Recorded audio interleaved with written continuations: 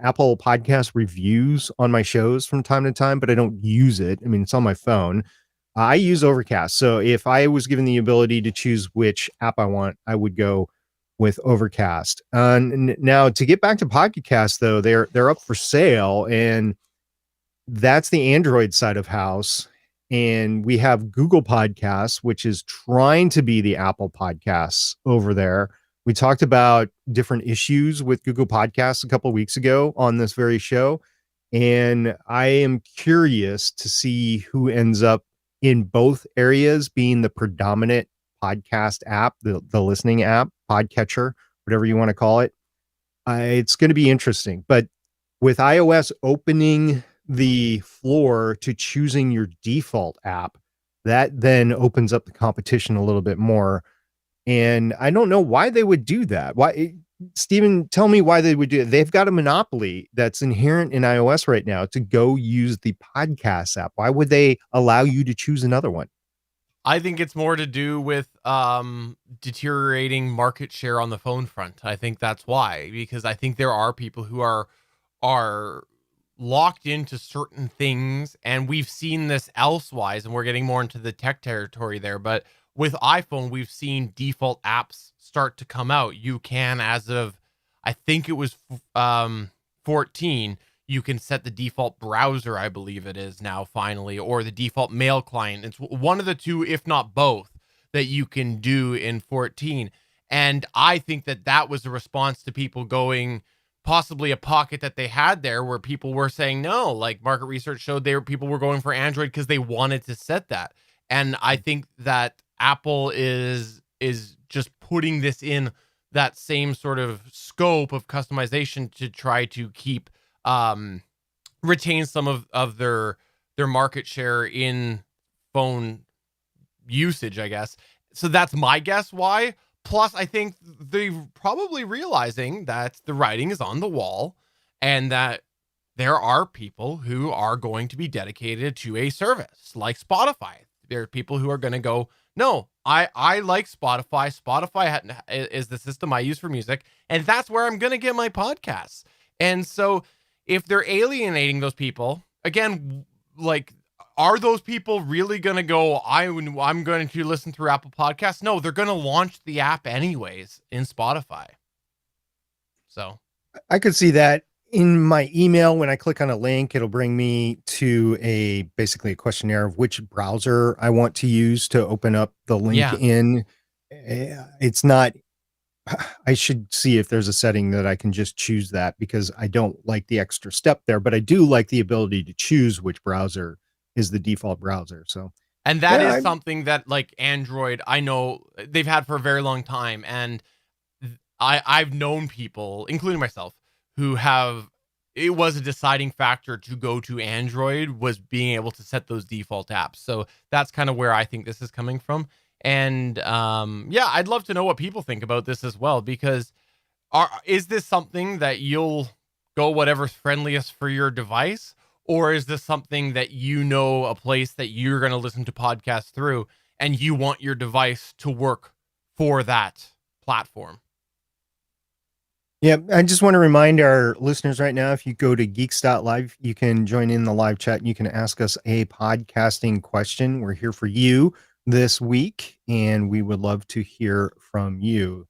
Stephen, you have a couple other things you want to talk about. Yeah, let me start off by saying we've mentioned a few times before the Avermedia live streamer Cam 313. That's a webcam that we've had some people in our Discord server talk about a little bit, and it came up because our go-to recommendation is the Logitech C920 or the Logitech C922 camera.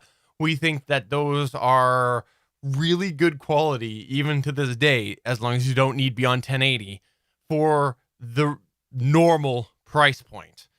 But the challenge is that when COVID hit, a lot of this inventory went away. And I know some places it's starting to pick up again and you're able to find some of these again.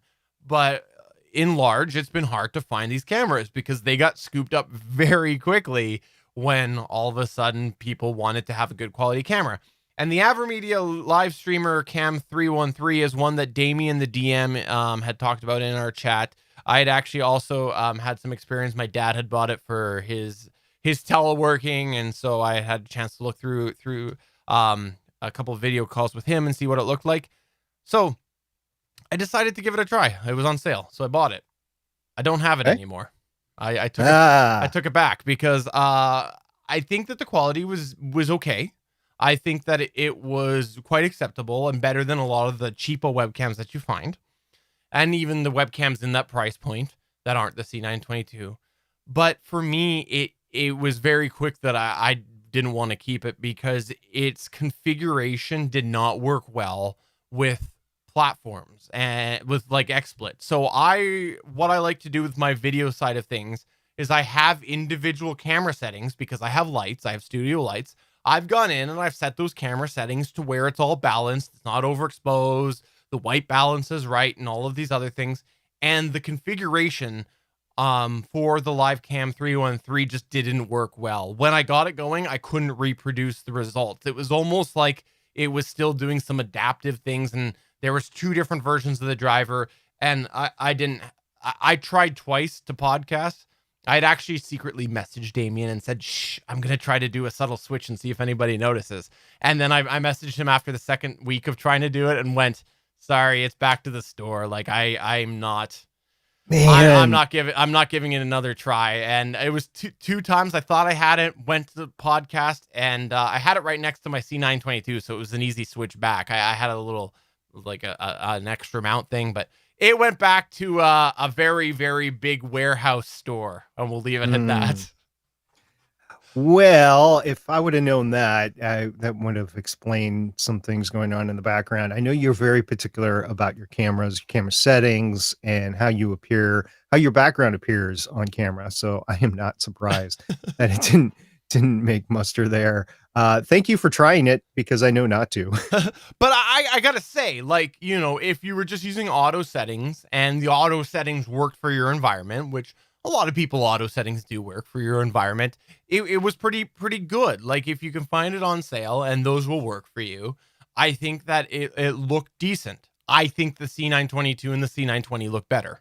That was my brief experience. I didn't put many hours onto it. That's why I felt comfortable taking it back. And so, yeah, it was a failed purchase, which Mm. I don't know. We've had quite a few in the Yeah. last year. I wanted to talk a little bit about this Pod News article that was floating around podcast spaces the last couple of days, getting a lot of traction. The title of the article was How to Know When You Can Depend on Fair Use. It was by a couple of authors of this book called Reclaiming Fair Use, which you can find at uchicago.edu.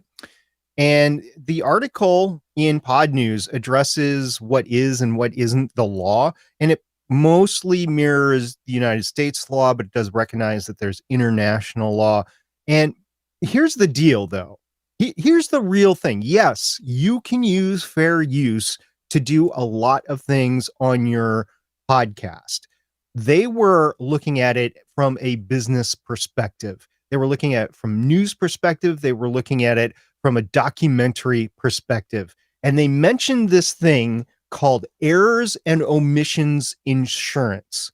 But other than trying to find the supposedly low cost errors and omission insurance, the article itself doesn't protect you from being sued or needing legal representation for yourself.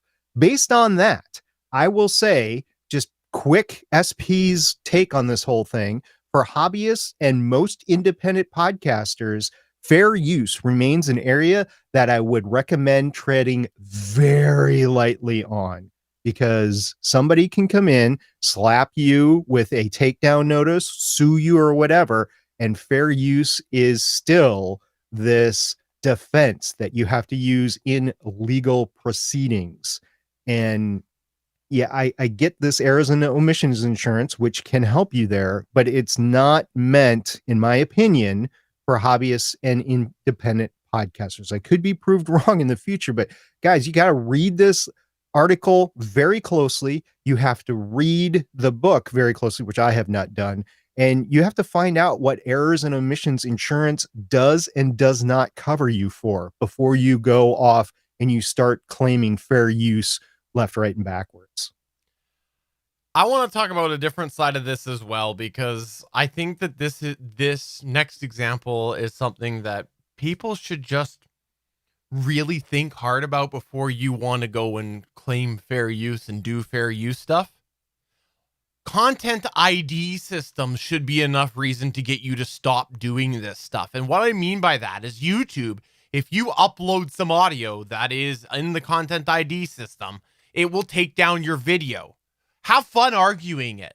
If it's been flagged by content ID, the only way you're probably going to get away with it, if it is a false claim and it is something that you legitimately have the rights for. An example of that, the gonnageek.com intro music, where we got that from, they had a big thing on their page that said, if you are flagged by content ID on YouTube, this happens time to time, cite where you licensed this from and we'll all be fixed. That happened to us and it was all fixed because we legitimately licensed it. And I guess that was just what the system wanted, was for you to basically, the system just needed you to basically check the box and have a human confirm or whatever. I don't know what they do in the background, but that's an example on where that was the case. I have never ever heard somebody groan about content ID on YouTube flagging them for something that they believe is fair use and actually successfully appealing that. I don't hear that. I think YouTube sticks to their guns to protect themselves. I've never seen a situation where they've won that argument. And that's YouTube. I get that. But things are continuing to come into the podcast space for identification. We talked about an article a while ago where there was a system that was scanning podcast music, and they had put out a report about how much that they had identified as copyrighted material. This sort of stuff is going to start to get more and more apparent. And I think you're going to find the media hosts are going to lean the same way that YouTube is, where if there's bots going out flagging content as copyrighted, the bot isn't going to talk to you. The bots, if they know you're on a host, is going to have an automated system to go to that host and say, look, this has been identified on your system, and that host is probably going to take it down. So like, don't take the chance. Like, I think the legal aspect is for sure a consideration, but do you really want to use something in an episode that you think is fantastic and then it gets taken down? Like, I don't know. There's many reasons you shouldn't be doing this, but the takedown, I think, is one that like is going to become more definitive as more and more bots get into the industry to scan podcasts. The article authors argue that systems like that are inherently unfair and they shouldn't be doing that. Well, great, but they are there, and you get caught by them. So again, the errors and omissions insurance is only going to take you so far, especially as a hobbyist and independent podcaster. And I honestly don't know how much it is or isn't, but I know that you can avoid the issue altogether and just not trip over fair use, and then you're fine until the system figures itself out.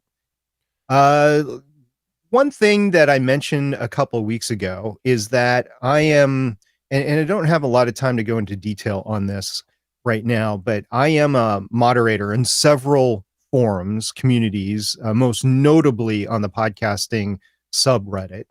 And I talked a couple of weeks ago about wanting to discuss some best practices and lanes in the road and whatever of moderating. And I have come up with quite the extensive guideline list of what to go through. And I'll just state a couple of the titles for now, just to titillate you. And if you want to know more, you can ask me, or it very well might be a main segment on Better Podcasting actual show at some point in time. Can I interrupt you? Because I think that you should make this for there. And I think that we should use this audience here at Better Podcasting Live Chat as an opportunity for them to send a couple pieces of feedback to you, or ask you a couple questions so that you can, tailor this a little bit more full for Better Podcasting main chat. Because I think that it's a very, very good list you have. And I know the audience can't see it, but I want to tease them because I think it's great. Yeah, so I'll just go down like the 10 or so main bullets that I've written down on it. So the first one is, what is the purpose of your community? This is something that you're going to have to figure out before you start moderating anything. And then what are the community rules? You're going to have to come up with those. You're going to have to post them. You're going to have to find a way to select a team of moderators. Very, very few cases can you be the sole moderator of a community. Periodically, you're going to have to evaluate if you want to moderate or if you're running a team of moderators. You're going to have to do that. That's another one. Another one is having some sort of back room where you can communicate. And I list some specifics there. Uh, give each moderator a primary job. You know, you don't have to do everything yourself, or you don't have to have like a mega moderator or two out there. If you have a team of moderators, definitely use them. Check the community at least daily. That's a best practice right there. Be respectful, thoughtful, and helpful in all communications. That's another one. Provide community-wide communication. That's another one. Provide the community the tools it needs to succeed. That is your job as a moderator. And then always be training your replacement or your replacements.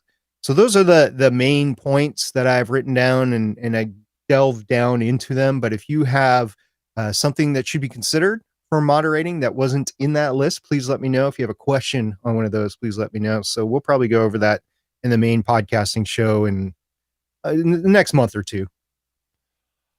Now, one of the last things that I want to bring up right now, I think, is a question that we've had asked a little bit before, but it's been a while, and I think we should touch on it. And Damien the DM asked in our Discord, does anyone have any personal experience with the M40X versus the M50X?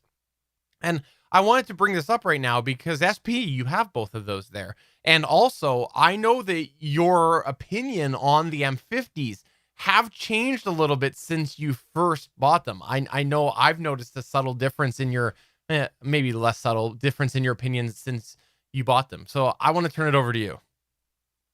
Yeah, so I did have I still do have both the M40s and the M50s. I also had the M30s. I gave those to my son, and Lord only knows what happened to those along the way. Out of the two, I enjoyed the 50s quite a bit. They did have a bassier sound to them. They have 50 millimeter drivers. That's the 50s in them. The 40s had a flatter response. Um, Now, along the way, I have changed the headphones that I use on a daily driver basis.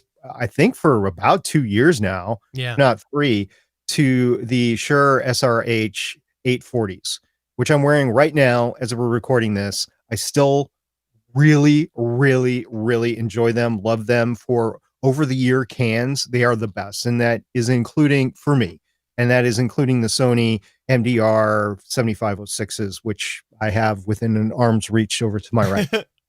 The M40s are behind me, behind the curtain behind me, and the 50s unfortunately are at work. I would have brought the 50s home today for this, but unfortunately, my work was closed because of a snowstorm today, so I couldn't bring them back. They are in a locked drawer at my desk at work, and they are in a locked drawer because I have to have them in a locked drawer, not because I want to have them in a locked drawer. Long story there. So in the battle versus the 40s versus the 50s, I do enjoy the 50s a little bit more. I think if you're looking for a flatter sound, the 40s work. But here's the thing with the 50s, I had to eventually get replacement ear cups, and I could not find OEM ear cups. They might exist. I don't know. I couldn't find them. I searched for a while. So I got some off brands. I got the off brands. They're comfortable. They fit a little bit differently. They seem bigger on my ears than the original OEM, but they completely changed the sound. And I don't know why. Is it because there's a bigger cavity in there? Is it because they're sitting closer to my ear? Maybe like the pad isn't as thick. Maybe I don't know, but they changed the sound, and it's not bad, but it's not the nice, tight, almost deep DJ sound of when I first got them. So yeah, my opinion on my personal M50Xs that I have has changed. Now, do I enjoy them at work? Yes. Do they work well at work? Yes. And a large part of that is because they do have the DJ swivel, which you can bring them down. You can swivel the ear cups both ways, so it works great. But for a podcaster, if I was choosing between the 40s and the 50s, I would also throw the Shure SRH 840s on the table, especially since they seem to be on sale pretty regularly at 150 or less. And you can get the M50s at about 129, but they're regularly about 150. So it's kind of in the same cost ballpark. And the SRH 840s, I think, are well worth the extra that you would pay for them anyway. If I would have started with the SRH 840s and then I would have gone to anything else, I would have this is crap, and I would have just stayed with the 840s. Well, thank you for talking about that. I know I put you on the spot with that there, but that is a question that's come up because we've talked about the M40s and the M50s. And the only thing I want to add to that is that I've mentioned it before. My M40s do sit in a box because I just find that for my head shape, they're too tight. And I mentioned that See that? comfortably because we've had someone else complain about the same thing before too. I don't remember who it is, but I know we have for sure. So, any headphones like that, your mileage may vary, but thank you for talking about that, SP. Yeah, for what it's worth, I think the 50s will fit a bigger head a little bit better than the 40s. Gotcha. I guess I have a smaller head because the 40s fit fine on my head, but I did notice that they were tighter than the 50s. So that is a valid review of them. You know what? It fits here, though, because everybody says that I have a bigger head than you. I've heard that more than once. Yeah, for sure. Well, that's going to go ahead and take us to the end of a Better Podcasting live chat today. We wanted to thank you for checking out the show. And as we mentioned at the top of the show, we do have the Better Podcasting Discord. We'd love to have you over there. Come to betterpodcasting.com/Discord. And maybe SP will tease you a little bit about some of the other things he's been doing when he's not podcasting. You just don't know. He might. You mean like the audio drama that I just recorded about 3 days ago? Oh, is that what I was setting up? Perhaps. Yeah, maybe. Yeah. So 3 days ago, a lovely listener of Better Podcasting reached out. I won't say any names or mention the podcast at this point in time until it gets closer to the publication side, but it was a one-off episode. It was great. I was in a live read. I've determined my acting needs a lot of help. So if I get more time after the wedding of my daughter later on this year, I will actually sign up for some courses and take some courses because I would like to continue to do this. It was a ton of fun and I can't wait to do it again. So if you are casting an audio drama, please keep me in mind for that because I would love to cameo in. I'm not going to worm my way into a large part. Just give me a couple of lines and I will be fine with that. I will just love it and just love to be part of the process. So thank you very much. You know who you are that reached out and grabbed me. I really appreciate it. All right. So for episode number 26 of Better Podcasting Live Chat, I'm Stephen Jondrew saying thanks for watching and thanks for checking out all of the shows that you do. It's great for you to be a part of a podcast community in some form. And I'm SP saying, come check us out in 2 weeks. Send us a question if you have one, and we'll see you. Bye. Bye. Thanks for checking out another episode of Better Podcasting. You can find the full back catalog of Better Podcasting at betterpodcasting.com. If you're into geeky podcasts, please check out the other podcasts on the Gonna Geek Network at GonnaGeekNetwork.com. This show was produced and edited by Stephen Jondrew of Gonna Geek Productions. Voice work was done by L.W. Salinas. Thanks again for listening or watching, and we hope to see you again next week. In the chat, we had Johnny saying that he will be interested to see what, or listening to your audio drama part. And I'm just going to say right now that it might have been a Lifetime movie about the biography of Stephen Jondrew. It might have been that. He plays young Stephen. No, nothing on Lifetime. Hallmark is another story, but no, nothing on Lifetime. The man-hating network. No, not gonna do that.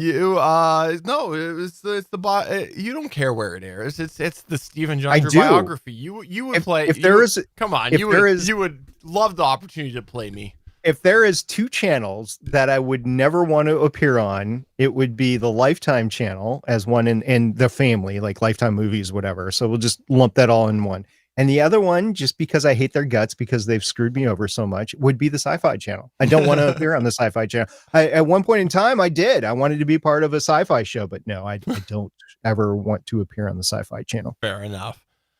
Well, thanks everybody for coming on by. We hope that you, no, that was you in our Twitch. I thought we had a message. Thanks. And we hope that you enjoyed the Better Podcasting live chat. We'll be back next Tuesday for the next Better Podcasting main show. We'll be back 2 weeks from now for Better Podcasting live chat. And we hope that you have a great rest of your week. Bye.